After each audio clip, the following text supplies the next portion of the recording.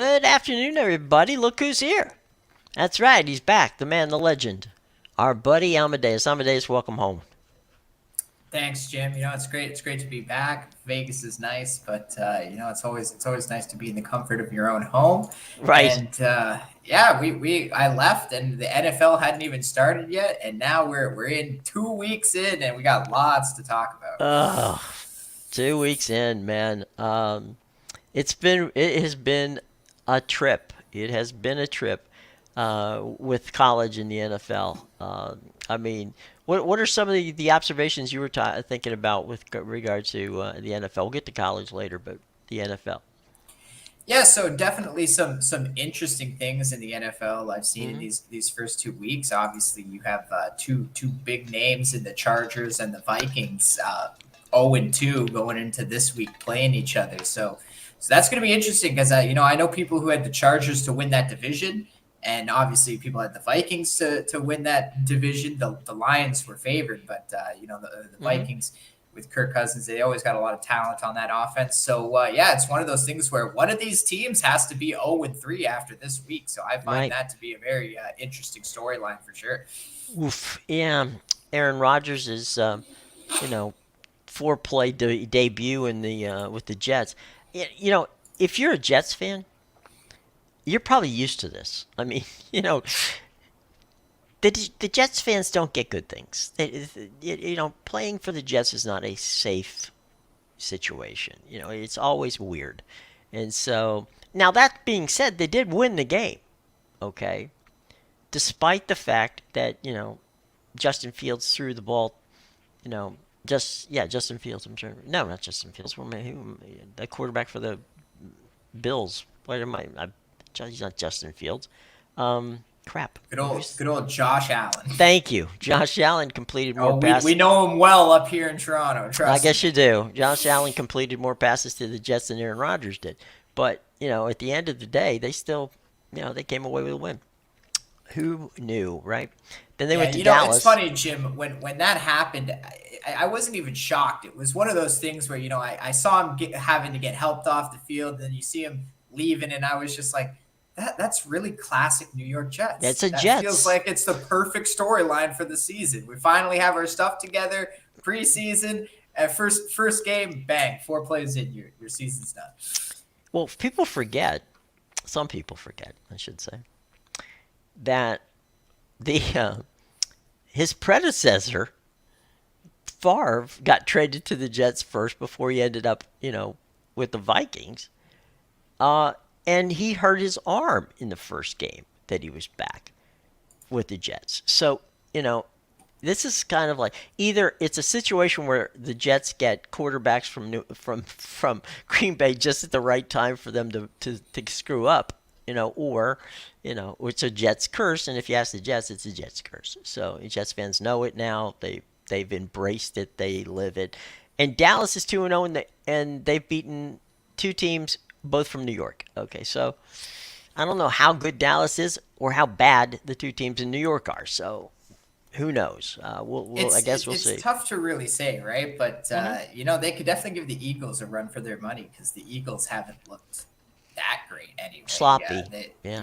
Yeah, a lot of it's been a lot of in both of their games against the Vikings and the Patriots. There's been a lot of getting out to big leads and Hmm. then just kind of like coasting your way to a one score win. I have to bring it up. I mean, it is the elephant in the room. Baker Mayfield, best two games in his career in the first two games he's played with the Buccaneers, has his highest quarterback rating he's had since he's entered the league. You know, say what I'll you tell you will. what, Jim. My plus 700 for the Bucks to win the division has never looked better. In fairness, Derek Carr has looked good in a Saints uniform, but they've also run the ball. I mean, that surprisingly, I mean that's been their mo has never been that, but now it is, and they barely beat Carolina last night, and then Pittsburgh beat Cleveland. So now, there's parity there. The 49ers were my preseason Super Bowl pick from the NFC, and they've looked a little shaky themselves because that Rams team is not as good, as they made them look on Sunday. Um, but what are you gonna do, right? You Um, know what, Jim? I'm with you. I have the 49ers to win the Super Bowl. That was hmm also my preseason pick. I was on them to beat the Steelers, and hmm they throttled them. Yeah. Um, I don't think the Rams are as bad as people think they are. No. I know they still have Sean McVay there, and I know they did like a whole coaching staff overhaul, but that was more of Sean McVay. He went to the front office and said, the NFL is evolving, and we need Right. to evolve with it. So I want to bring in some new guys, and yeah, that's the big story. Is everybody was like, "Oh, how can you let the Rams beat you with no Cooper Cup?" But there's been some other guys that have been stepping Yeah. up, like Puka No. Nakua. Right. No, they're talented. Don't get me wrong. I'm just saying. I thought that the 49ers would. I'm not going to say handle because that's not the proper word, but that they wouldn't have had as tough a time with the Rams because of matchup situations. But you know, uh, Kittle got back and played for the first time, and he hadn't been playing for a while. So they got some guys back, and so at the end of the day, I guess we'll really find out when these guys play each other later in the season, because I don't see the Seahawks being better than they are in the West. And I love how much I love your Cardinals, but not this year. It ain't Their happening. defense is surprisingly good, Hmm. and I don't know. From what I've seen, I've watched these first two Cardinals games Hmm. now, and from what I've seen from them, it looks like they actually have it together, and they have a very good defense. But they're trying to tank the season, and so they're doing this thing where they come out in the first half and they play very well, and it's like they're saying to teams, "Yeah, we're better than you think." Now we still want the number one overall pick, so we're gonna not try in the second half and blow it. But just so you guys know, we can give you a scare. We're not as Well, bad as you think. no, defensively they're good. They've scored Offensive, twice now yeah, in each game. right. Offensively, I'm not going to say they're good. They're adequate. When you have a good defense, you don't have to be great on offense. You just have to be good enough and not be stupid. And they've been doing that. So that's Just not a have to be bad thing for Ryan them. Tannehill. You're right. That's what you need to be. You need to be a game manager. And as I said, we talked about Baker Mayfield. They're going to get the Eagles Monday night. That's their prize coming up.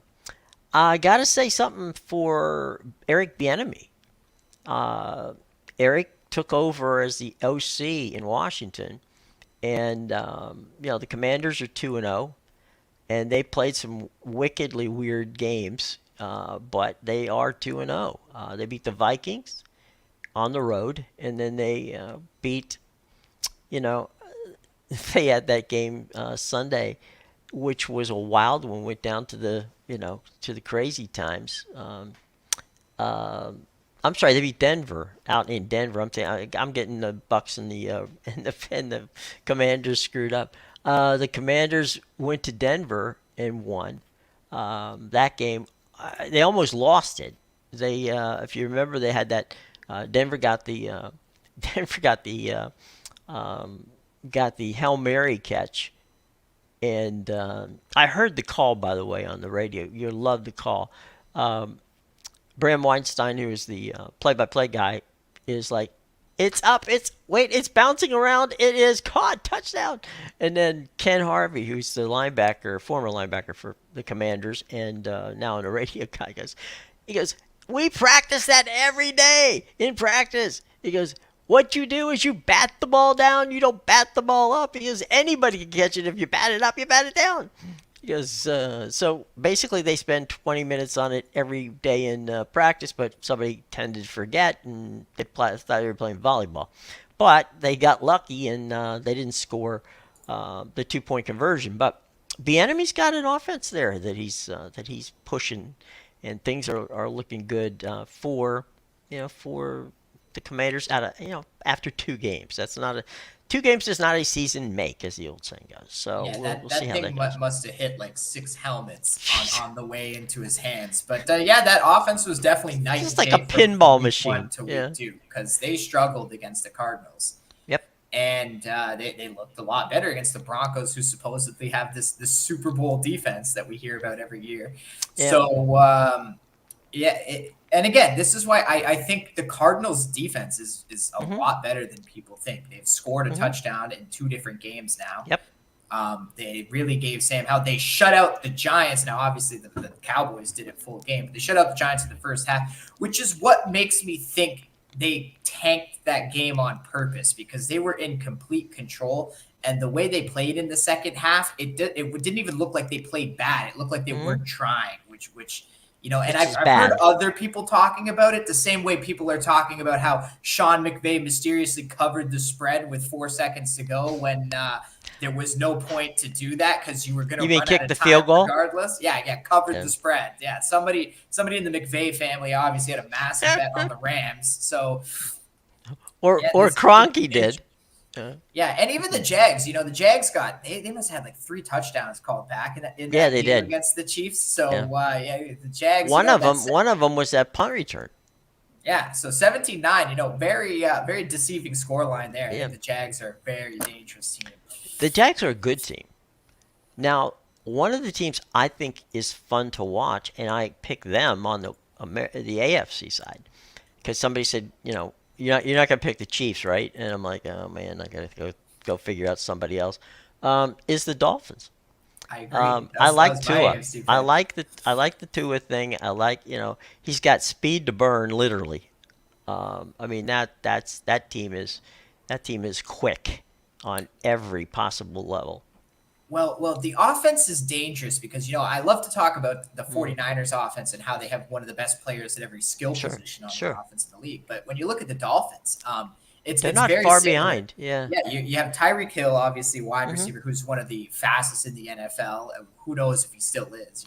He's getting up there and he's getting challenged by teammates, and he doesn't really want to take the challenge on. But obviously you got to respect his speed, one of the fastest guys. Right. Then you got Jalen Waddle, somebody Tua had a connection with from the days at Alabama. And then you bring in this running back now, Raheem Mostert, who Mike McDaniel had plenty of experience with at the 49ers. And all of a sudden you have these mini connections everywhere on the team. And then you wonder why they're moving so well, like a well-oiled machine. It's funny. I saw the game was one of those things where I came into it late and I couldn't tell. One of the things, and note to you guys in Miami, all right, get better colors for give orange colors or something. You've got all different colors here. That light blue is hard to tell, what the number is from the TV, but I'll leave it there. Yeah, it is. Waddle is faster than, he might be the fastest guy on the team. Yeah. Now, he might be faster than Tyreek Hill.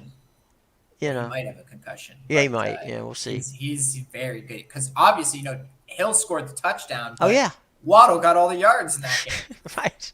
Before they took him out. He got what we call in the business YACs, yards after catch, and no, they're a complete team. They don't have a bad defense. It's not a great defense, but it's not a bad defense. And they gave New England all kinds of fits, and that thing, and it's going to be interesting. It's going to be a very interesting season. Again, and we have to always put the caveat out there, as long as no one gets hurt, because that's really what it is in the NFL. Next person up is somebody ready to make it, somebody not. How you doing? And so, you have to use that caveat, but the caveat is a good one to have. Look at Puka Nacua there, and that's the other reason why I don't think the Rams are as bad as people think without Cooper Kupp, because if you look at them, they have a history of that wide receiver stepping up since Sean McVay got there, because really in his first few seasons, Robert Woods was the guy. And then he had that, I believe it was an ACL tear or some kind of season-ending injury. And all of a sudden, Cooper Kupp, who was really your slot receiver at the time, all of a sudden he became the deep guy. And, he's the number one fantasy player everybody wanted on the team for the next few years. And now, he's out, and who steps up in that same offense? Puka Nacua. So Right. there is a history of these wide receivers really flourishing under Sean McVay, and you could chalk that up to he's a great scheme mastermind, just like Kyle Shanahan. But at the same time, they pick out the talent well, and these Well, guys got to true. step up. And the other thing too is I don't think people understand. And again, you've got a healthy Michael. You have a healthy Stafford at quarterback, and that helps. But That's huge. it is. It's very huge. I don't think people understand the difference between the slot receiver and the outside the numbers guy, which is what you were just talking about, right? The outside the numbers guy is the guy who's going to burn you. You're not going to see a slot receiver burn you. That happens. That only happens in blown coverage. That's only George Pickens on like an easy slant out Right. down the Right. middle of the field. Right. 15 yards the pass and 35 yards a run. Yeah, that's where you see. Well, I mean, there are always exceptions to the rule. Okay, but I'm just saying, you're the deep one is usually the guy who runs outside the numbers. No, I'm saying that And slant should have never happened. You oh, shouldn't be that getting yeah, 80 yards on that, like little 5 yard slant. yeah, no.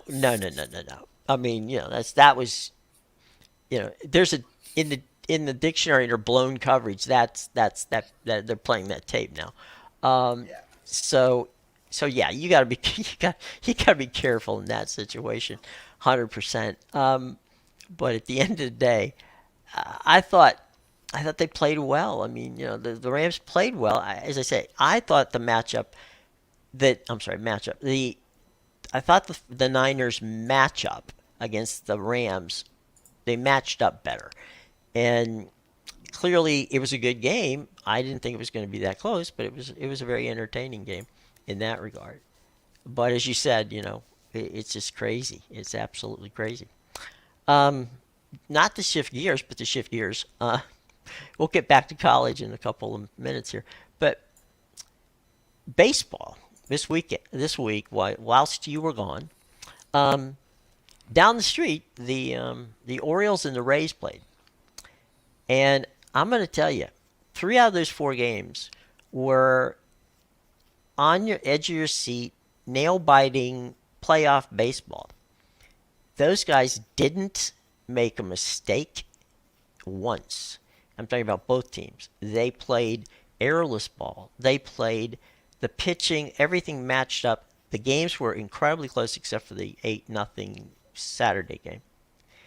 And you're just sitting there going, this is what I love. And here's the thing that blew me away. Baltimore twice did something that people these days seemingly can't do or don't do. They bunted for base hits. And Gotta you get the just small ball in there. you got the small ball. And the funny thing was, I mean, we're talking about textbook bunting. We're not talking about things happening this way or the other, right? Um, and you see so many guys who just can't bunt. And in this game, both sides could do it. Both sides played outstanding ball, and they split the 4 game set two each. And ironically, within a 20-minute period on Sunday, both of them made the playoffs. Yeah, I So saw that they both clinched a before the wild game card. even ended, they both had clinched the playoff.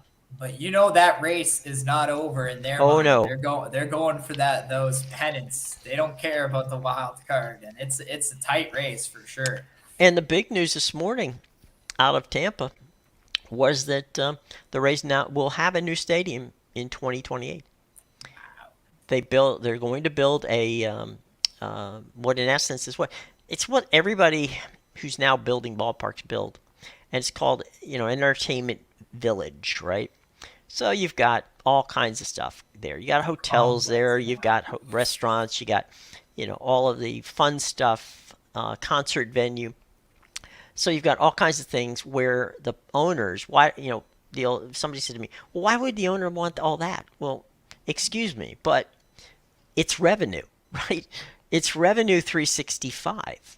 So I don't have to worry as much about filling the ballpark if I'm making pennies on the dollar off of a venue where Laura, where James Taylor's going to sit down and do a gig, or the hotel is half booked, or the restaurants are doing well, or people are buying the condos that are right around the corner from where I am.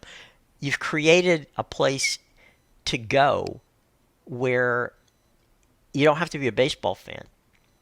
You can go there because it's something you want to do. And oh yeah, they're playing baseball. Okay, well let's go watch the game. So you create, an entertainment facility as opposed to slapping a stadium down and having, go basically for around it nothing but parking lot. And so that theory of the case has been very successful in a number of cities. And so I think that that's what got the ownership of the Rays off the dime on putting money into it, because they are now investing in something that is a 365 deal as opposed to just the 81 days that the Rays played there. Well, that's the So thing, right? Like people are always going to go watch concerts, mhm. and having a concert at least once a week, that's always going to keep the hotel booked. Right. Well, and it is a destination. I mean, it's not like they don't get you know people visiting St. Petersburg. I mean, it is a tourist area, and you're talking about maybe 10 minutes from the beach. You know, you could actually. I rode it as you know I used to ride, I don't know, 15, 20 minutes from where I lived on Snell Island to across town, basically, to the Gulf Coast side, and because I was on the Tampa Bay side, so I went on and so 15 minutes I could be at the beach, and that was on a bicycle. So you can imagine what it would be like to just drive the car. It wouldn't be that long either. So you could actually stay there, and probably for cheaper prices than you could if you're going to stay for any length of time on the beach, because they're going to sock you for that. So I mean, it's got everything that they want, and it's only going to be 5 minutes from downtown. So I think they actually found a way to make it work, and good for them. But I mean, we're watching some outstanding baseball. The Braves lost Acuna for a little while, and so that's going to be interesting. But at the end of the day, I was very impressed with the fact that we've got a ton of good baseball in the month of September. That I think is going to be pretty amazing. Yeah, definitely.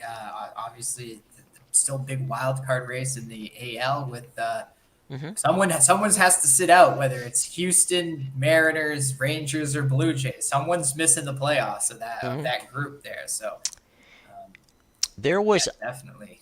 there was a couple things that came up that I said, wait, I literally wrote them down to remind me to talk to you about them because we have spoken about this. Okay, there was John Smoltz said the other day. He said any team that is doesn't that doesn't go above 500 shouldn't be allowed in the playoffs, even if they're the team that wins the division. And he said, you should take the best teams. You want the best teams. He goes, and I can tell you right now, and he didn't. I mean, he didn't mince words. He said the teams in both central divisions at this point in time are not only not the best teams in their division, but they're not. I mean, because they're not the fourth or fifth best team in the league, right? He said there are teams that will be better than they are that are going to not make the playoffs, and he goes, and that's stupid. And then he said, he thought it would be better once the playoffs are done to reseed, so that you can if the teams in the playoffs have a better record than say the remaining two teams, then they should be given a better position, so that you don't have necessarily again a truly bad team playing an overly um, an overly bad team in the playoffs. So you got two bad teams and two good teams in the playoffs playing each other in because the seeding is such. And I can't argue with him. I mean, you and I've talked about this many times. So, I mean, it is what it is. But Yeah, you know, I definitely agree with that. I mean, obviously, we see the NBA does it that way with the yeah, two conferences. The divisions don't mean anything in right. NBA. The NHL used to do it before They betting used to, messed yeah, everything up. They actually went the opposite way towards the divisions, which right, is the dumbest thing I've ever seen because it was right. fine when you just take the top 8 from your 15 team Hmm. conference, you're getting the best 8 teams in each conference, and yeah, maybe there's a few stragglers at the end Hmm. where there's a few Western teams with more points than the Eastern teams, but those teams might be gone in the first round. So Right. yeah, it's only NFL that does the divisions, obviously, Hmm. but they don't even weight division games that much. Like it's Hmm. more of a tiebreaker. It's still Right. the team that had the best record in the Hmm. division Right. goes the thing, and that's usually unless you're the Bucks where you Hmm. squeak in with like the losing record. Well, they But did 5-7 last year. yeah, there is always that one Right. team, I guess, from the weak division that makes it in over a wild card team that probably should have. But at the same time in football, like I mean, yeah, there's a few 9-8 teams, Hmm. but that were left out over the 8-9 team. But that's not, that's one game difference, right? Here Well, you're asking to take the Twins, who are like 6 games above 500, over a team like the Blue Jays or the Astros, who are 10, right. 10 to 20 games above 500. Well, and the other thing too, in fairness, right? In the NFL, you play 17 games. In Major League Baseball, you play 162. So I can forgive a 9-8 record or a 7 and even a 5-7 record, um, because you didn't play enough games to really, to know how good or bad you are. Or you lost a guy for a period. We use the Aaron Rodgers thing. You lose Aaron Rodgers for the season, but you still might be able to make the playoffs. That doesn't work when you got 180, 161 games in a baseball season. Um, you have plenty of time to, if you lose, like Texas did, right? Texas lost a couple of pitchers in right early in the season, and they were able to, to find out, and make deals to get themselves back in the race. So there's ways to come up and overcome the injury problem, which you can't do in football because you don't have the season isn't long enough. But I do think that from a baseball standpoint that we're going to have some fun. I think the playoffs this year is going to be really, really fun to watch. I think there's some teams that we haven't seen in a while, and certainly some teams that are young and as the old saying goes, they're too young and too dumb to know just how good they really are. And I'll take that. I'll take good and dumb, at this point, not knowing or naive if you choose to use that as a word as opposed to dumb. Yeah, definitely a lot of good teams, specifically on the AL side. But Hmm. the NL, it's kind of the usual suspects. The Right. Dodgers, the Braves. Braves, yeah.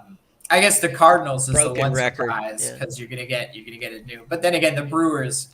Well, When the it's not Brewers the have been. Cardinals, it's the Brewers. Yeah, the Brewers have been there, time and time again. And the race for the wild card, even that one's not as bad as it. I mean, not as close as it once was, in that regard. But Yeah. it's getting there. But from a gaming aspect, right? From a handicapping aspect, once this is done, is it harder you've seen the teams throughout the entire season, but is it harder um, to really set your matchups because maybe the one you're looking at teams that um, get hot just before the playoffs start, and traditionally those teams that have gotten hot before the playoffs have started have benefited versus the teams who in many cases have won more games.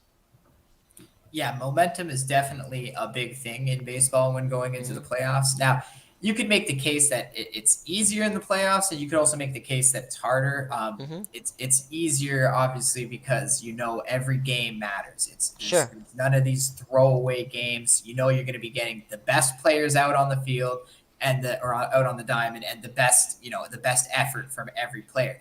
Now, where it can become harder Mm-hmm. is now obviously you have a shorter starting rotation in these games, and Mm-hmm. a lot of those guys you knew as starters, they could be coming out of the bullpen, and that Yeah. definitely changes that aspect, Right. because a team that has a very bad bullpen, all of a sudden you're throwing a starter out for the last 3 innings and you're going to Mm-hmm. get better production. Or it could be the other way around, right? You moved one of your bad starters, because that's usually it is Mm-hmm. the end of the rotation, guys. You move one of your bad starters to the bullpen, and they can end up blowing a game for you because they're not used to being in that position. Right. Closing is a very different animal than starting. Sure. Well, that's actually a few years ago.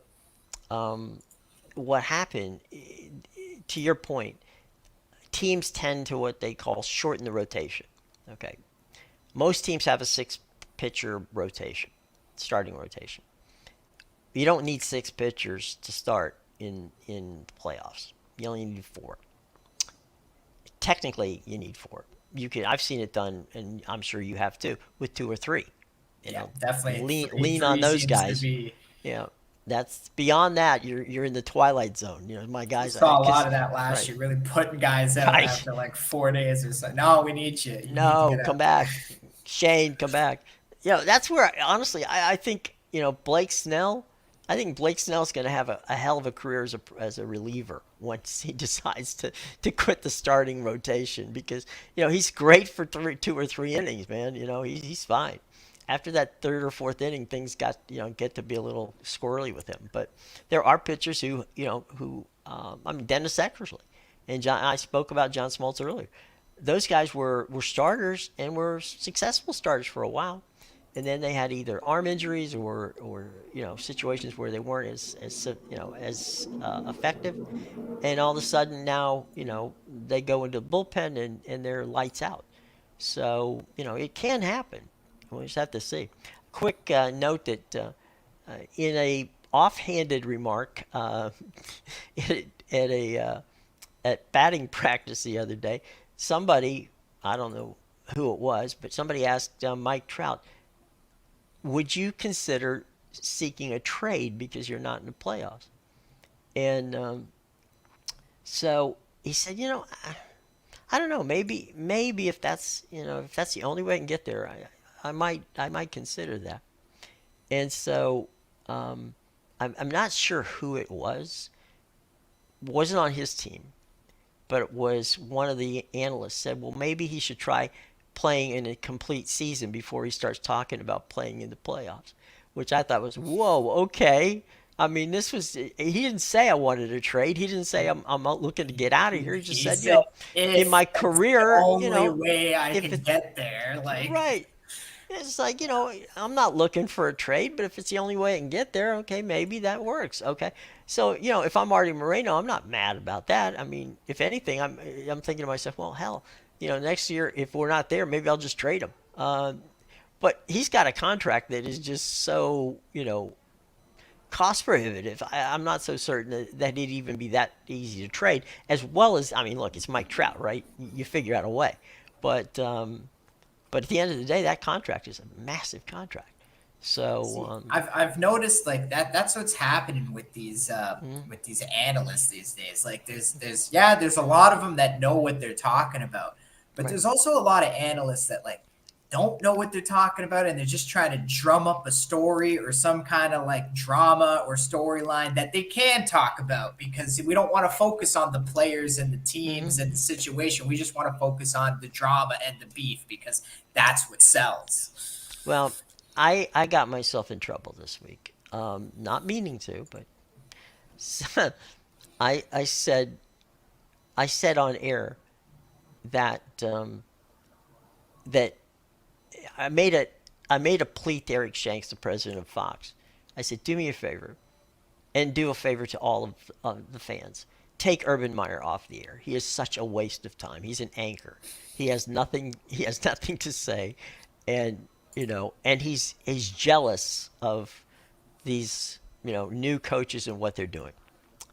That was not a very polite thing to say from me. I'll admit that now.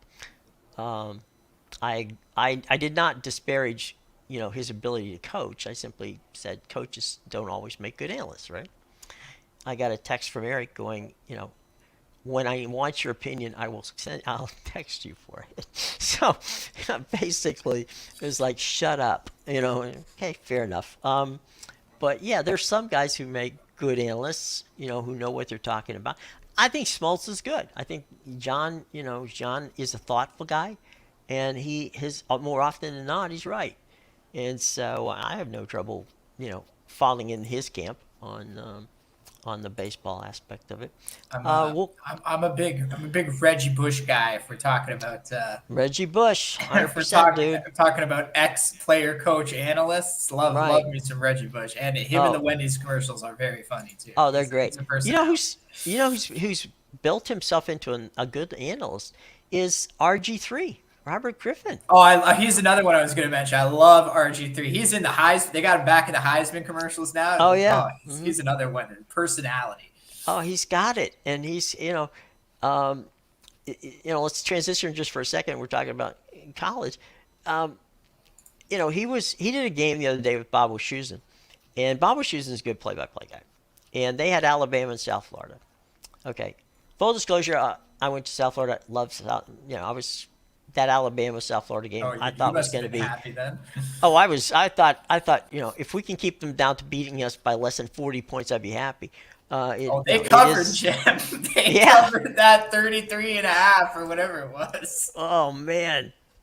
So the game starts off, and everything's fine. I mean, South Florida's playing out of their mind, and Alabama can't find the. And look, Alabama fans, okay, take it from the rest of the world, okay? There's going to be times when you don't have a quarterback, okay? You think you did, but no, they're not there. And that's where Alabama is, okay? Alabama's not a bad football team, okay? They just don't have a quarterback to get the ball to anybody. They got skilled players all over the field, but they don't have it, what they don't have is a quarterback, which they've had, for the last 10 years. Now, blame that on the reason that Nick Saban has always said, I am not going to go through the portal to get somebody. We will go out and we'll find an Alabama quarterback. Well, this year when someone else is hoisting the trophy, and it ain't going to be Alabama, maybe you want to rethink that, okay? It might help you. Because I think I'll tell you what, I bet you Sam Hartman would have gone to Alabama before he went to Notre Dame. Just saying. Probably, and that's the thing, right? That we Right. see it at Clemson too with Dabo Sweeney. Yep. I thought Cade Klubnik was better than DJ, but he's clearly not the guy there either. But we'll find out when they play Florida State this week. So Yeah, we will. we'll see, because I'll tell you what, a Clemson win there, man, does that throw a wrench into things. You got the Florida State losing to Clemson, who lost to Duke. Yeah, you got. And then what does that mean for LSU if Florida State loses to Clemson? All this is important. But does it matter because Colorado is winning? Colorado they're the is best team in the is country, America's obviously. team now. Is America's team. They're the best team in Dion's head. It's like on 60 Minutes they asked Dion, "Are you the best coach in college football?" And he said, "Of course I am. Why would I say otherwise?" Yeah, he's another And one who's a big personality.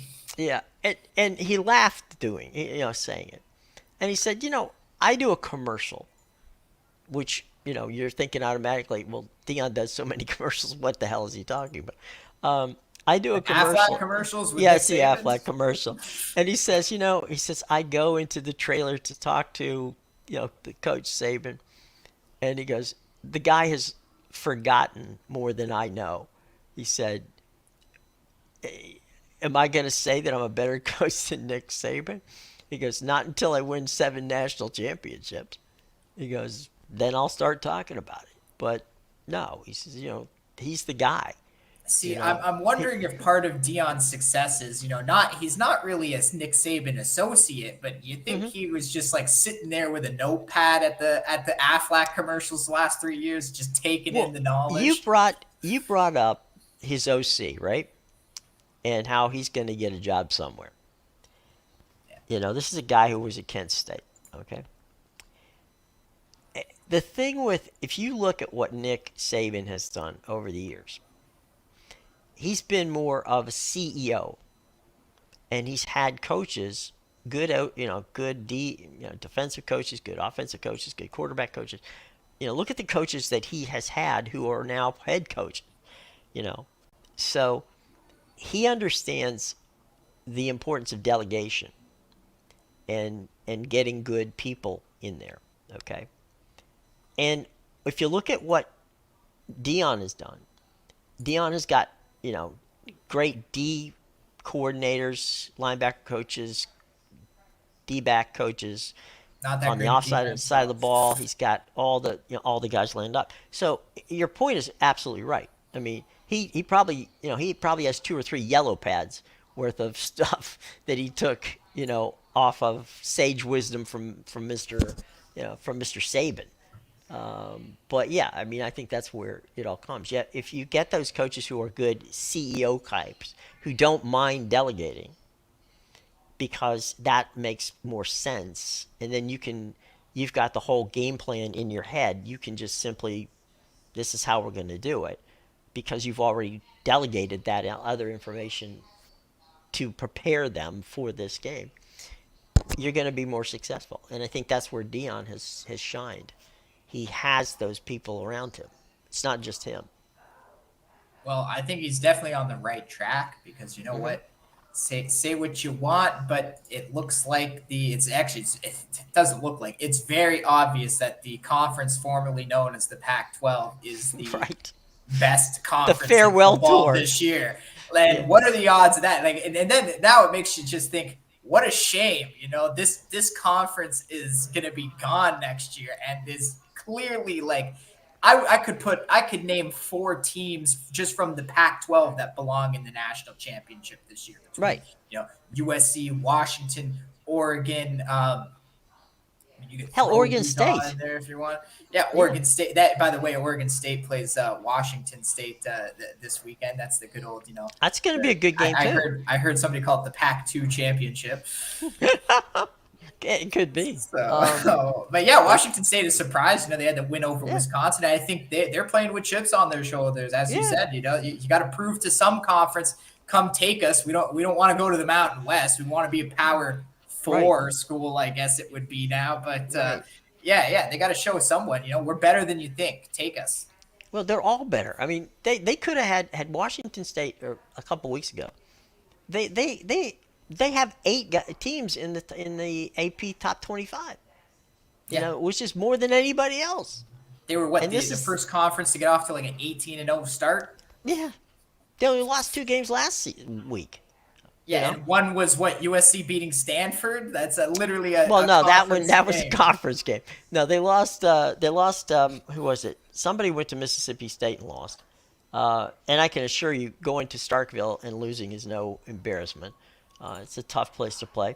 And then you had Cal losing a game to Auburn, but that game was played, on Cal's.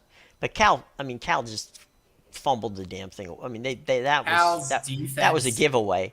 played so great. They missed 3 field goals in that game. That was a 19-14 win. Yeah, it was. They should have won that game. They actually should have. I mean, hell, I bet you even Auburn people probably think they should have won the game. Yeah, But I had Cal it's moneyline in that game, Jim. well, It was heartbreaking to watch them slimly lead the entire game just to lose it for a touchdown in like the last minute. yeah, it was, and they did everything to shoot themselves in the foot, and it ended up being okay. They ended up doing what they meant to accomplish, which was shoot themselves in the foot and lose. But they covered the spread. Well, all If importantly, if you bet the spread, they covered the spread. well, that's because Sean McVay wasn't coaching. So yeah, there it is. Um, anyway, to be honest, I was going to watch that game, and it was on at the same time, by the way, as the Colorado game. I was going to watch it at halftime just to see the drone. They had they were going to have they had 500 drones that were going to do. All different types of things in the sky, which I guess everybody can do Is now. that what we're doing? Synchronized droning? Synchronized drone. But Is think that the about it, next Olympic 500. event you're telling me, Could be. Jim? Yeah. I mean, I'd vote for it. I'd watch it. You have to, you have to do it at I mean, night, if but if speed walking's the thing, then droning has to be one. it's got to be, yeah. Drone on. All right. There you go. So, hey, all right. Look, you back. Got to put you back to work. What you got going, my man? What's going to happen this today and over the next couple of days that we want to see? Oh yeah, I got some plays you can get up at BigAl.com and PickAdvisor.com. I am also on a new website, so the link for both of those websites in the description. This link will be coming soon. It is theinsidersroom.com, so you can get my plays there up for sale as well. I had some Champions League today. You'll see some Champions League up tomorrow and Europa League Thursday as well, and we'll have plenty of football for the weekend. NFL and college, it all starts Thursday and it's nonstop right to Monday. So We'll be there. Gotta love it, right? It's the season.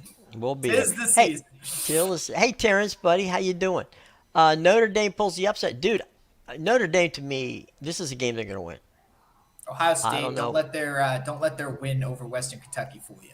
Yeah. No, I'm 100% on Notre Dame this week. I don't know about you, Amadeus, but Yeah, Kyle McCord that Notre Dame. He's not ready to face this kind of team. No, Notre Dame at home against Ohio State. They probably no. What am I saying? They have not had a game of this import played at Notre Dame in so long. I'll tell you what. I bet you they pull out the green jerseys, which was the green jerseys that they used, the color, not the same ones, that they used in that game against Miami. Just that they take them won. off the wall, hanging in the hallways, right, Jim? Just Yep, take that's those right. jerseys down. Rip them down, baby. We're wearing those. The game that was the game, the Catholics versus the Convicts game, which Notre Dame won by. And by the way, no, Miami actually really won that game. That was not a fumble at the 1 yard line. But okay, we won't get into that. But nevertheless, that was a Lou Holtz game back in the day. It was number 1 Miami coming in to play number 2 Notre Dame at, in South Bend. To me, they haven't had a game against an opponent ranked that high playing at South Bend. So I'm 100% on Notre Dame. I don't think Ohio State has a quarterback yet. We talked about Alabama not having a quarterback. I don't think Ohio State has one either. Yeah, this is one of those games where it's Ohio State's What's the got line? clobbered by 3 points for Ohio State. They're 3-point favorite. So it's an even game basically. This is one of those. Well, not really, because home. No, that's right. Field No, the home. advantage is Yeah, supposed it's to a be 3 points. 3 points. So they think Notre Dame is I guess like what, a 6-point dog on a neutral field. Right. So this is and 9 points in Ohio State, which makes no sense. Right. But yeah, this is one of those games where Ohio State, they get clobbered by Michigan the last 2 years. Mm-hmm. This is arguably a worse Ohio State team. Mm-hmm. As you said, they're still searching for the answer at quarterback. I don't know if Kyle McCord is. He's definitely not ready to face a team like this, the defense that Notre Dame has. And Sam Hartman, they played in week 0, so obviously they wanted that extra game. And, I've seen no problems with that offense in 3 games now. I know they've played some cupcake teams, but NC State was not a cupcake team. And that win was on the road. So, yeah, now you're coming at home. It bothers me that in the offseason, Ryan Day had to tuck his tail between his legs and go to Urban Meyer asking him how to beat Michigan. That already tells me that you're scared just for the season. Trust me when I say Ohio State's shaking in their boots for this game. There's a reason they haven't scheduled a game in South Bend in the last 30 years. Okay, if you're scared, and they're gonna go there and lose on the weekend for sure. In the green jerseys. Green shirt, we rip them down from the wall. Tear them down, baby. Match. The numbers aren't gonna match. It's just grab your favorite player and go. We're gonna pull in. Lou Holtz is gonna come in and do the pregame speech, for Coach Freeman, and I'm still not taking back what I said about Urban Meyer. So stop it. Go and see Urban Meyer and ask how to beat Michigan. He's That's in Ryan Day's embarrassing. head, apparently. That is embarrassing as a coach. You had to go ask Urban Meyer how to beat Michigan this year. That Go tells ask, me go ask, you don't believe in your team. go ask Jim Harbaugh. He'll tell you. You know. Yeah. Yeah, He, seriously. Seriously. but if you're gonna ask, you might as well ask him. Go ask Jim Tressel. He was up at. How do we beat you guys this year? Yeah, this way. Just give me a little. Just come on. Give me. They're at. He could have done it when they were at the Big Ten Media Days. I mean, the coaches are all there anyway, so we'll see. I just thought that was a little pathetic. Well, if he's gonna do that, ex-coach how to win. Call up the coach at TCU. He beat them in the playoff, so that'd be your call. But anyway, so all right. Well, that good stuff coming up, and thanks for the call for the questions, Terrence. That was a good question, and an entertaining one, a good one to leave on. So all right, dude, it's been fun having you back. Hang on, okay, there we go, and maybe tomorrow we'll figure out the rooms and which one you're supposed to be in and which one I can send you a link to. But until that time, we'll settle it and get it straight. All right, gang, have a lovely day. Good to have Amadeus back. We'll see you tomorrow at 2 o'clock.